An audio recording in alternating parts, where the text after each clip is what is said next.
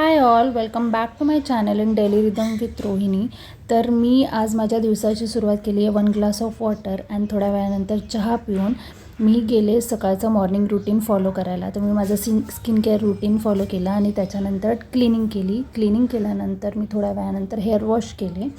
आणि आज होता गुरुपौर्णिमेचा उपवास, त्यामुळे मग मी माझं मॉर्निंग रूटीन करून खिचडी बनवली आणि मस्त खिचडीवरती ताव मारला.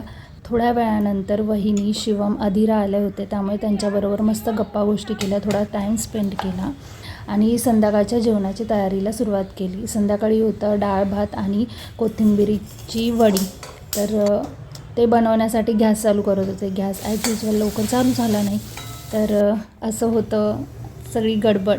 आणि त्यानंतर संध्याकाळी तयार होऊन मंदिरात गेले. मंदिरातून जाऊन आल्यानंतर तिथे मला महाप्रसाद मिळाला होता, भात, त्यामुळे मग मी तो घेऊन केला आणि असा होता माझा दिवस.